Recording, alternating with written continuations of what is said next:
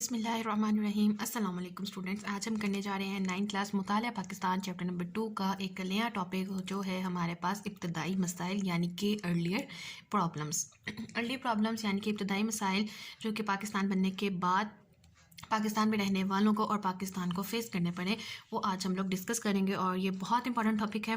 ये आप लोगों के एक्सरसाइज का 4th लॉन्ग आंसर भी है और इसमें काफ़ी सारे हमारे पास शॉर्ट आंसर्स भी बनेंगे, एक्सरसाइज के भी होंगे और एक्स्ट्रा शॉर्ट आंसर्स के तौर पे भी ये टॉपिक बहुत ज़्यादा इंपॉर्टेंट है। तो ये टॉपिक आपके पास MCQs लॉन्ग आंसर और MCQs और शॉर्ट आंसर्स के लिए बहुत ज़्यादा इंपॉर्टेंट है और ये बहुत ज़्यादा इसमें से क्वेश्चनिंग जो है वो बोर्ड एग्जाम्स में आती है।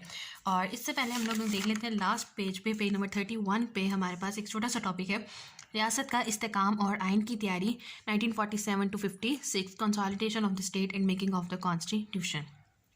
इसको डिस्कस करते हैं, लेकिन हमारा मेन टॉपिक जो है वो आज का वो इब्तदाई मसाइल है। तमाम इब्तदाई मसाइल को हम लोग डिटेल से डिस्कस करेंगे। तो ये आपके पास चैप्टर नंबर 2 यानी कि बाब नंबर 2, तरीके पाकिस्तान और पाकिस्तान का क़याम। पेज नंबर 31, रियासत का इस्तेकाम और आइन की तैयारी। पाकिस्तान को आगाज़ ही में आइन साजी की मुश्किलात से दो चार होना पड़ा। क़याम पाकिस्तान के वक्त हुकूमती अमूर को चलाने के लिए कोई आइन मौजूद ना था, लिहाजा गवर्नमेंट ऑफ इंडिया एक्ट 1935 ही को बाज़ तरमीम के साथ अपनाया गया। चूँकि ये आइन नई मुमलिकत के तकाज़ों और उमंगों के मुताबिक ना था, इसलिए इसकी जगह कौमी एहसासात से हम आहंग आइन बनाया गया, जिसके तहत वफाकी निज़ाम राइज किया गया। 10 अगस्त 1947 को अबूरी आइन के तहत आइन साज असम्बली का इजलास बुलाया गया। ये असम्बली आइन साजी के अलावा मरकज़ी पार्लियामेंट का किरदार भी अदा कर रही थी। इस पूरे पैराग्राफ में आपके पास ये इंपॉर्टेंट लाइन है कि 10 अगस्त 1947 को अबूरी आइन के तहत आइन साज असम्बली का इजलास बुलाया गया। तो ये आपसे पूछा जा सकता है कि आइन साज असम्बली का इजलास कब बुलाया गया, तो 10 अगस्त 1947 को। आगे चलते हैं आज के अपने मेन टॉपिक की तरफ, और बहुत इंपॉर्टेंट टॉपिक है हमारे पास इब्तदाई मसाइल। इसे मार्क कर लीजिए, ये बहुत इंपॉर्टेंट है और आपका ये एक्सरसाइज का 4th लॉन्ग आंसर भी है और इसको डिटेल से हम डिस्कस करेंगे। मैंने हेडिंग्स भी क्रिएट किया है क्योंकि ये बहुत ज़्यादा लॉन्ग आंसर आता है, तो इसको हम लोग हेडिंग के साथ जो है वो पढ़ेंगे और तैयार करेंगे ताकि आपका जो आंसर है वो ज़्यादा प्रेजेंटेबल फॉर्म में आ सके और आप लोगों को ज़्यादा से ज़्यादा मार्क्स मिल सकें। सबसे पहले है हमारे पास इब्तदाई मसाइल। पाकिस्तान को मार्ज़ वजूद में आते ही बेशुमार मसाइल का सामना करना पड़ा, जिनमें से चंद दर्ज झेल हैं। सबसे पहला है हमारे पास रेड क्लिफ अवार्ड, और इसको इंग्लिश में भी रेड क्लिफ अवार्ड ही कहते हैं, और इसे मार्क कीजिए। सबसे पहले ये आपके पास एक्सरसाइज का 4th शॉर्ट आंसर भी है, इसे मार्क कर लीजिए। साथ साथ हम मार्क कर लेंगे कि ये आपके पास एक्सरसाइज का कौन सा आंसर है, और लास्ट पे जब हमारे पास चैप्टर कंप्लीट हो जाएगा तो एक बार फिर से हम सारी एक्सरसाइज को रिव्यू कर लेंगे। रेड क्लिफ अवार्ड, क़याम पाकिस्तान के ऐलान के बाद दोनों ममालिक की सरहदों के तयन के लिए वायसराय ने 30 जून 1947 को पंजाब और बंगाल में हदबंदी कमीशन मुकर्रर किए। एक अंग्रेज़ कानूनदान मिस्टर रेड क्लिफ को दोनों कमीशनों का चेयरमैन मुकर्रर किया गया। इसे मार्क कीजिए, ये हमारे पास MCQs के लिए इंपॉर्टेंट है कि किस को दोनों की तरफ से जो है चेयरमैन मुकर्रर किया गया, तो मिस्टर रेड क्लिफ को। ये आप MCQs के लिए मार्क कर लीजिए।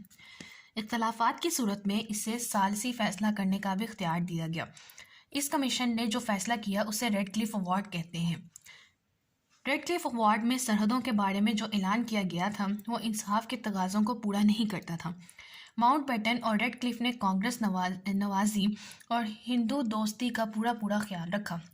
पाकिस्तान से मिले हुए मुस्लिम अक्सरती इलाके भारत के हवाले कर दिए। ग्वादर अस्पूर का मुस्लिम इलाका भारत को देकर कश्मीर तक उसकी रसाई को मुमकिन बना दिया। इस तरह मसला कश्मीर पैदा हुआ जो आज तक हल की तलबगार है। ये है आपके पास सबसे पहले इब्तदाई मसाइल रेड क्लिफ अवार्ड, और इसको अब आपने किस तरह से लिखना है। मेन आप हेडिंग देंगे इब्तदाई मसाइल, उसके बाद आप ये फर्स्ट लाइन लिखेंगे, फिर आप हेडिंग देंगे रेड क्लिफ अवार्ड। उसमें सबसे पहले आपने यहाँ से क़याम पाकिस्तान से स्टार्ट करके रेड क्लिफ अवार्ड कहते हैं, यहाँ तक आप लिखोगे। उसके बाद आप हेडिंग दोगे कांग्रेस नवाजी और हिंदू दोस्ती। ये आपने हेडिंग देनी है, जो मैंने बॉक्स बनाया है कि आपकी हेडिंग है कांग्रेस नवाजी और हिंदू दोस्ती। वहाँ पे आप यहाँ से स्टार्ट करोगे रेड क्लिफ अवार्ड में सरहदों के बारे में। यहाँ से आपने स्टार्ट किया और पूरा ख्याल रखा, यहाँ तक आपने इस हेडिंग के अंडर लिखना है। ये आपकी रेड क्लिफ अवार्ड की मेन हेडिंग में ये फर्दर सब हेडिंग्स आपकी। तो ये आपकी हेडिंग बनेगी कांग्रेस नवाजी और हिंदू दोस्ती का ख्याल। ये आपकी कंप्लीट हेडिंग होगी। उसके बाद जो लास्ट 4 लाइन्स हैं उस पे आप हेडिंग दोगे मसलाए कश्मीर। मसलाए कश्मीर आपकी हेडिंग बनेगी। और इस टॉपिक के अंदर 2 आपकी मेन हेडिंग्स होंगी, कौन कौन सी? कांग्रेस नवाजी और हिंदू दोस्ती का ख्याल और मसलाए कश्मीर। और इसके साथ इसमें एक और हमारे पास शॉर्ट आंसर बनता है कि मसला कश्मीर किस तरह पैदा हुआ।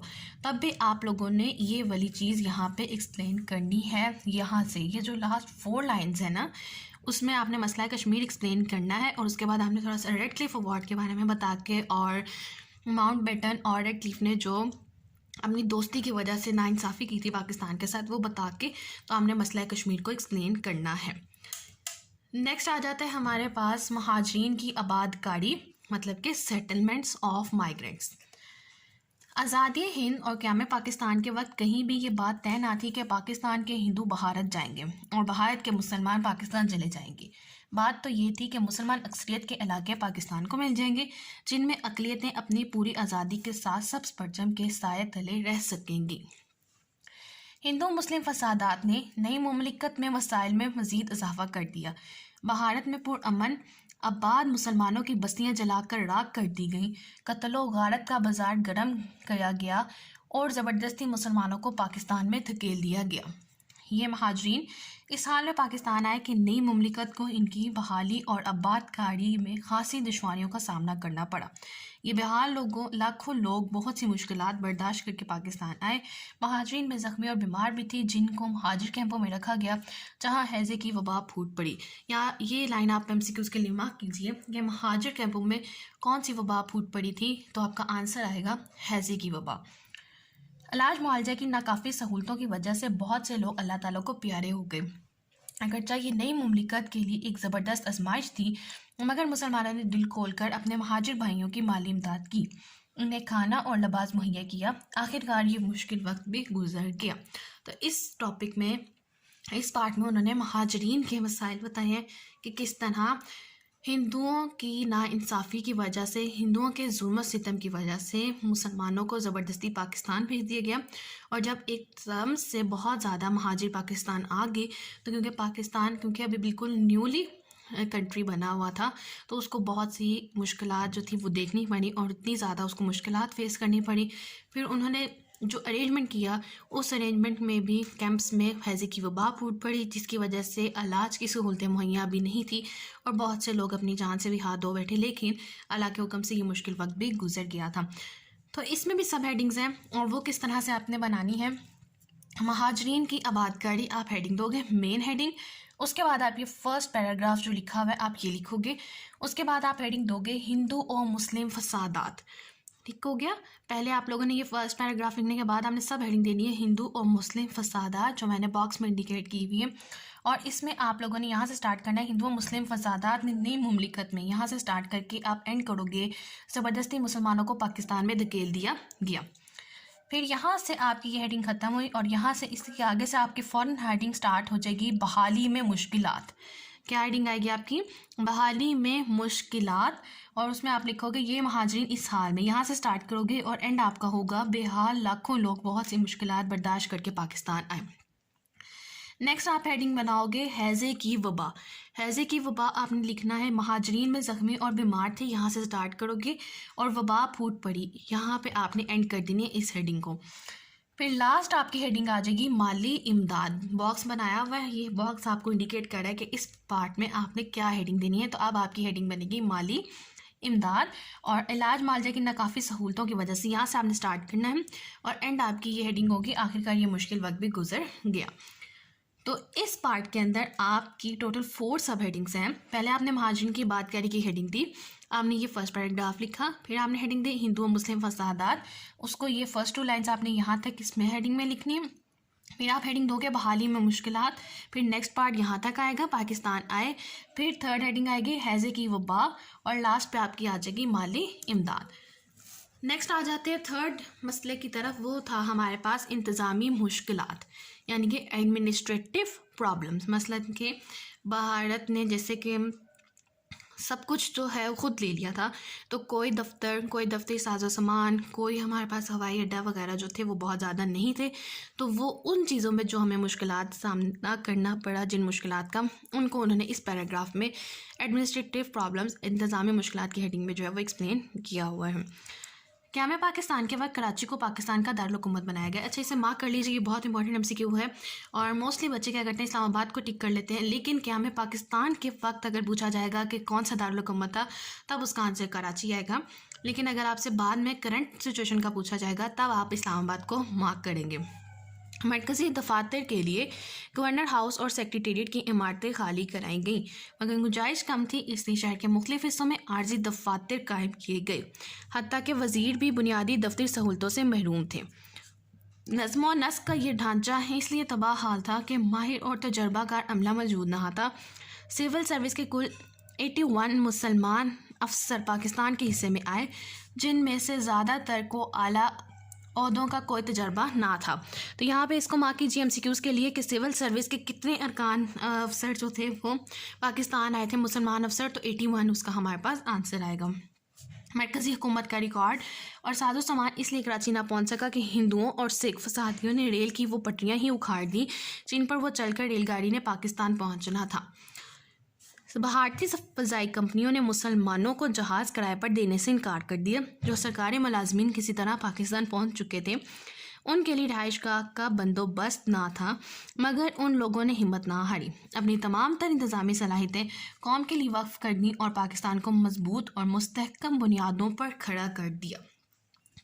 तो इसमें आपने किस तरह से हेडिंग बनानी है? आप सबसे पहले हेडिंग दोगे इंतज़ामी मुश्किलात, और उसमें आपने फिर लिखना है, सबसे पहले ये लाइन लिखोगे, या में पाकिस्तान के वक्त कराची को पाकिस्तान का दारुल-हुकूमत बनाया गया, ये लाइन लिखोगे। उसके बाद आप हेडिंग दोगे आर्जी दफातर का क़याम, आर्जी दफातर का क़याम, आपने ये हेडिंग देनी है।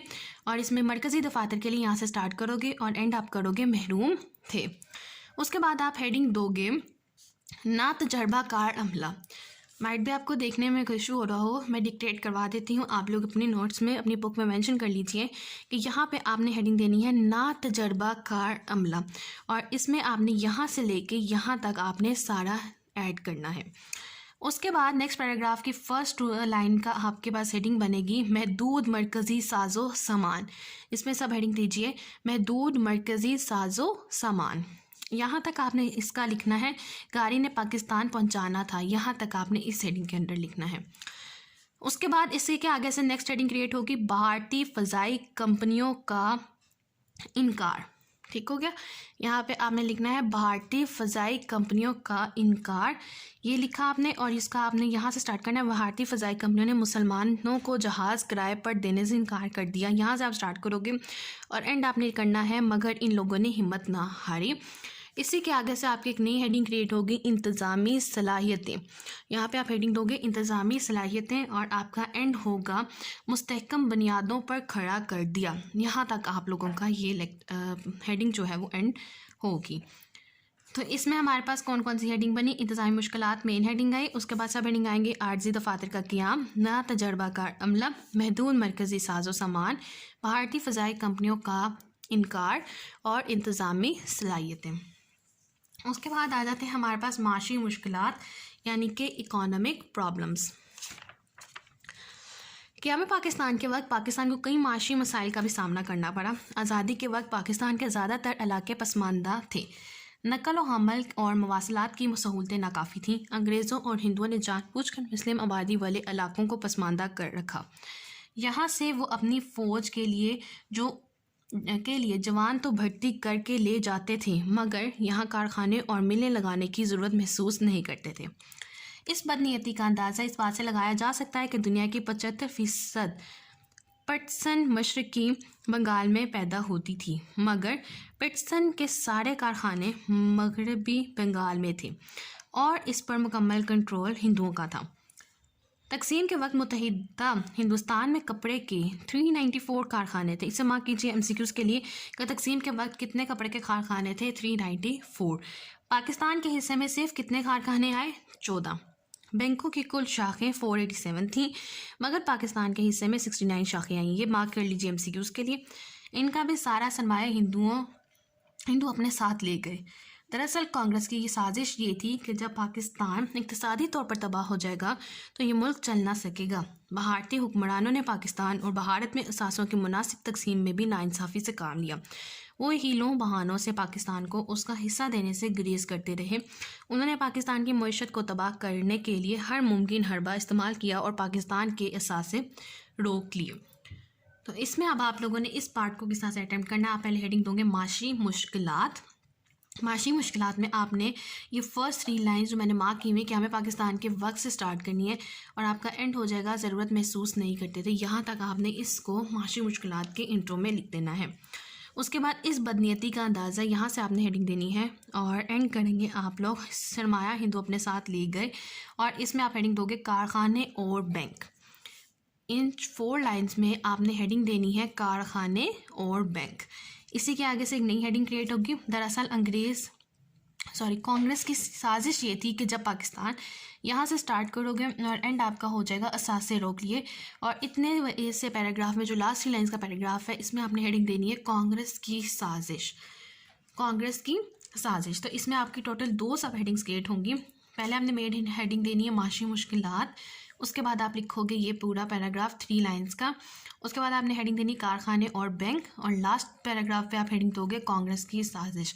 तो अब हमारे पास यहीं पे बन जाता है 5th शॉर्ट आंसर, जिसमें आप लोगों ने सिर्फ इब्तदाई मसाइल के नाम बताने हैं। तो फर्स्ट वाला हम नहीं लिखेंगे क्योंकि वो एक रेडक्लिफ अवार्ड का बताया हुआ है। हम लोग क्या लिखेंगे, महाजरीन की आबादकारी, इंतज़ामी मुश्किलात और माशी मुश्किलात। तो 3 क्योंकि हम लोगों ने मेन पढ़ ली है, तो हमारा 5th शॉर्ट आंसर जो है वो बन जाता है। आपने सिर्फ नेम्स बताने हैं तो 2nd, 3rd और 4th का नाम बता दें, और अगर आपने 5th, 6th, 7 में से कोई नाम लेना है तो आप लोग वो भी ले सकते हो। नेक्स्ट जो इब्तदाई मसला था वो है हमारे पास फौजी असासों की तकसीम, डिस्ट्रीब्यूशन ऑफ मिलिट्री एसेट्स। इसको देखते हैं और इसके अंदर से देखते हैं हम लोगों ने किस तरह से अटैम्प्ट करना है और क्या क्या हेडिंग क्रिएट करनी है और कौन सा हमारे पास इसमें शॉर्ट आंसर आ सकता है। फ़ौजी असासों की तकसीम। बड़े सगीर की तकसीम के बाद फ़ौजी असासों की तकसीम में भी इंसाफ से काम ना लिया गया। हुकूमत बरतानिया ने यह तय किया कि 3 जून 1947 के मंसूबे के मुताबिक भारत और पाकिस्तान में तमाम फ़ौजी असासे 64% और 36% के तनासब से तकसीम कर दिए जाएँ। इसे मार्क कीजिए, ये बहुत इंपॉर्टेंट MCQ है कि कितने तनासब से तकसीम करने के लिए जो हुकूमत बरतानिया ने कहा था और तय किया था। तो आपने इस खान से ये लिखना है कि 3 जून 1947 के मंसूबे के मुताबिक फ़ौजी असासे 64% और 36% के तनासब से तकसीम किए जाएंगे, यानी कि भारत को 64% मिलेगा और पाकिस्तान को 36% मिलेगा। इसे मार्क कीजिए, ये बहुत इंपॉर्टेंट शॉर्ट आंसर है। मुत्तहिदा भारत में 16 असलहा बनाने वाली फैक्ट्रियाँ काम कर रही थी। इसे मार्क कीजिए MCQ के लिए, ये हमारे पास बहुत इंपॉर्टेंट MCQ है कि कितनी असलहा बनाने वाली फैक्ट्रियाँ काम कर रही थी, 16, और उनमें से एक भी ऐसी नहीं थी जिसे पाकिस्तान को मिलने वाले इलाकों में बनाया गया हो। भारतीय हुकूमत असलहा बनाने वाली फैक्ट्री, तो क्या इसकी मशीनरी का कोई पुर्जा भी पाकिस्तान मुंतकिल करने पर आमादा नहीं थी। काफ़ी तकरार के बाद तय पाया कि असलहा बनाने वाली फैक्ट्रियों के हवाले से पाकिस्तान को 60 मिलियन रुपए दिए जाएंगे ताकि वो अपना असलहा बनाने वाली फैक्ट्री कायम कर सकें। इसे मार्क कीजिए कि पाकिस्तान को असलहा बनाने वाली फैक्ट्री के लिए कितने रुपए देने का फ़ैसला किया गया। तो उसका आंसर आप क्या बनाओगे, 60 मिलियन, 60 मिलियन रुपए देने का फ़ैसला किया गया। लेकिन आज तक वो 60 मिलियन जो देने थे उन्होंने, वो अभी तक हमें मुकम्मल तौर पर नहीं मिल सके। आम फौजी सासों का तकसीम का जो फार्मूला बनाया गया, हुकूमत हिंद ने इसे भी मुस्तरद कर दिया, जिनसे हालात मज़ीद पेचीदा हो गए। यूँ पाकिस्तान को अपने जायज़ हिस्से से महरूम कर दिया गया। तो ये हमारे पास है फ़ौजी असासों की तकसीम, जिसमें आपने सबसे पहले मेन हेडिंग इसी की देनी है, फ़ौजी असासों की तकसीम, और इसमें आपने फर्स्ट लाइन लिखनी है। उसके बाद आप हेडिंग दोगे फ़ौजी असासे, जिसमें आपने जो मैंने आपको शॉर्ट आंसर में मार्क करवाया है वो 2 लाइन्स आप इसमें लिखोगे। हुकूमत बरतानिया ने ये तय किया, यहाँ से स्टार्ट करोगे और एंड आपका हो जाएगा तनासब से तकसीम कर दिए जाएँ। उसके बाद आपने हेडिंग देनी है मुत्तहिदा भारत में, यहाँ से आपका सेंटेंस स्टार्ट होगा और हेडिंग आएगी असलहा बनाने वाली फैक्ट्रियाँ। हेडिंग आपकी आ जाएगी असलहा बनाने वाली फैक्ट्रियाँ, और लास्ट पे आप हेडिंग दोगे हुकूमत हिंद का रद्द अमल, हुकूमत हिंद का रद्द अमल, और उसमें ये आपके पास आएगा आम फौजी असासों की तकसीम का जो फार्मूला, यहाँ से स्टार्ट करोगे और एंड हो जाएगा महरूम कर दिया गया। सेकंड लास्ट जो मसला हमने देखना है वो है हमारे पास ज़राई मुश्किलात, यानी कि एग्रीकल्चर प्रॉब्लम्स। पाकिस्तान बुनियादी तौर पर एक ज़रूरी मुल्क है जहां नहरी आबपाशी के बगैर ज़राअत मुमकिन नहीं। तकसीम हिंद के वक्त दरियाओं और नहरों पर अहम हेड वर्क्स भी भारत को दे दिए गए, जिसके नतीजे में हमारी नहरों का कंट्रोल भारत के पास चला गया।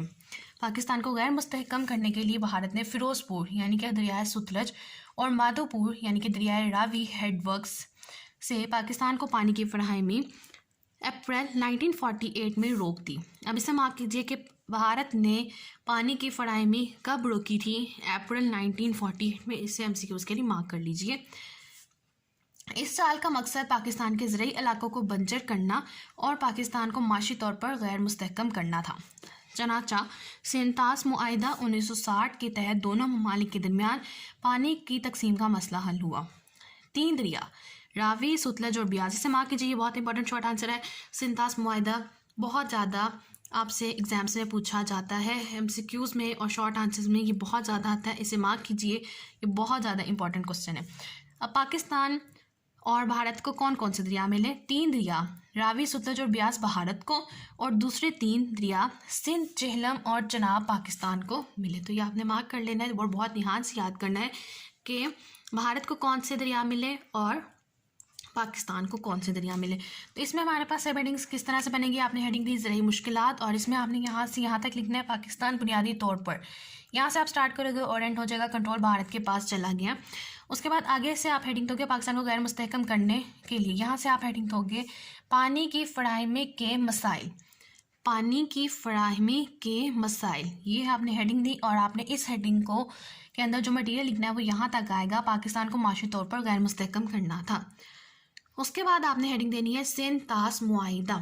सेंतास मुआहिदा, और इसमें आपने ये लास्ट 3 लाइन्स जो आपके पास हैं वो आपने इस हेडिंग के अंदर लिख देनी है। नेक्स्ट आ जाता है हमारे पास लास्ट मसाइल, सियासी मुश्किलात यानी कि पॉलिटिकल प्रॉब्लम्स, और ये भी आपके पास बहुत इंपॉर्टेंट शॉर्ट क्वेश्चन इसमें से भी बनते हैं। इसमें आपसे प्रिंसली स्टेट्स यानी कि आज़ाद शाही रियासतों का जो क्वेश्चन है ये बहुत ज़्यादा आता है और बहुत इंपॉर्टेंट है, तो आपने इसको मार्क करना है जब हम आगे पढ़ेंगे। सियासी मुश्किलात, क़याम पाकिस्तान के वक्त पाकिस्तान को कई सियासी मसाइल का भी सामना करना पड़ा। आज़ादी के वक्त कई आज़ाद शाही रियासतों, यहाँ पे अब ये वो क्वेश्चन आ गया जिसकी मैंने आपसे बात की। आज़ाद शाही रियासतों प्रिंसली स्टेट्स ने पाकिस्तान के साथ इल्हाक किया।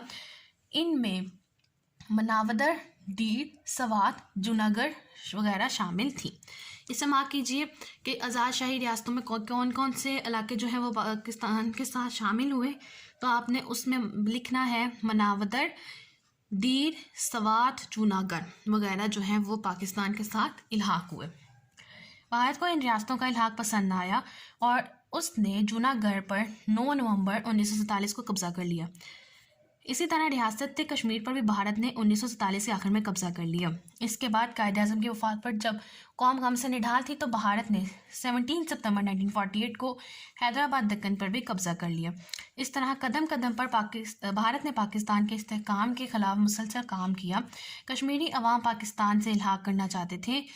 इस गोमगू की कैफियत में रियासत में तहरीक आज़ादी ने जोर पकड़ा और आज़ाद कश्मीर का इलाका पाकिस्तान में शामिल हो गया। तो ये हमारे पास आ जाते हैं सियासी मसाइल, और इसमें आपने सबसे पहले हेडिंग किस तरह से देनी है? सियासी मुश्किलात। फिर आप हेडिंग दोगे, देने के बाद लिखोगे ये फर्स्ट लाइन। उसके बाद आप हेडिंग दोगे आज़ाद शाही रियासतों। ठीक है, आज़ाद शाही रियासतें, हमने ये हेडिंग दी और इसमें आपने लिखना है आज़ादी के वक्त कई आज़ाद शाही रियासतें। यहाँ से आप स्टार्ट करोगे और एंड आपका होगा वगैरह शामिल थी। इसी के साथ आपकी एक नई हेडिंग क्रिएट होगी भारत की इल्हाक पसंदी। भारत की इल्हाक पसंदी, उसमें आपने यहाँ पे बताना है सारा कि किस किस तरह किस किस इलाके पे कब भारत ने कब्ज़ा किया। ये आपने पूरी 3 लाइन्स बतानी है इस हेडिंग के अंदर। और लास्ट पे आप हेडिंग दोगे कश्मीरी अवाम का पाकिस्तान से इल्हाक। कश्मीरी अवाम का पाकिस्तान से इल्हाक, और इसमें ये लास्ट 3 लाइन्स जो मैंने मार्क की हुई हैं ये आपका आंसर बन जाएगा इस हेडिंग का।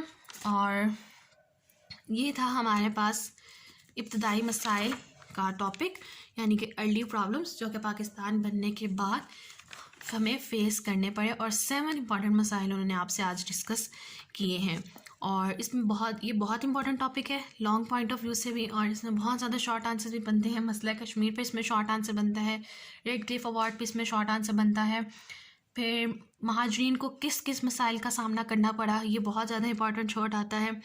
आरजी दफातर के क़याम के बारे में और भारतीय फ़ज़ाई कंपनियों के बारे में भी बहुत ज़्यादा इंपॉर्टेंट शॉट आता है कि किस तरह उन्हें इन चीज़ों से भी महरूम किया गया पाकिस्तान की इब्तिदा में।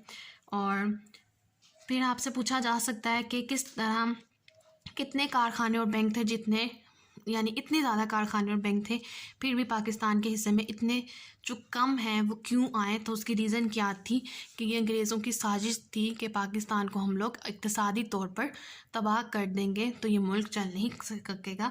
लेकिन अल्लाह ताला के हुक्म से आज भी हमारा मुल्क जो है वो कायम है और किसी की भी साजिश कामयाब नहीं हुई। फ़ौजी सासों में बहुत इंपॉर्टेंट शॉर्ट क्वेश्चन बनते हैं जो कि मैंने आप लोगों को मार्क भी करवाया। और सिंध तास मुआहिदा बहुत इंपॉर्टेंट शॉर्ट आंसर आता है। और प्रिंसली स्टेट्स यानी कि आज़ाद शाही रियासतों पर भी बहुत इंपॉर्टेंट शॉर्ट आंसर आता है। तो ये बहुत इंपॉर्टेंट लॉन्ग आंसर भी था जिसको मैंने आपको डिटेल हेडिंग्स के साथ करवाया ताकि आप लोगों को याद रखने में भी आसानी हो। तो इन 7 हेडिंग्स के अलावा अगर हम देखें तो हमने बहुत ज़्यादा हेडिंग्स क्रिएट किए जो कि हमारा क्वेश्चन बहुत ज़्यादा प्रेजेंटेबल बना सकता है।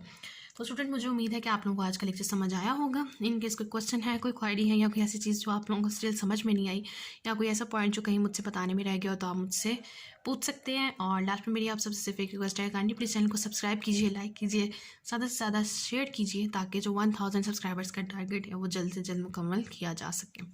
Thank you.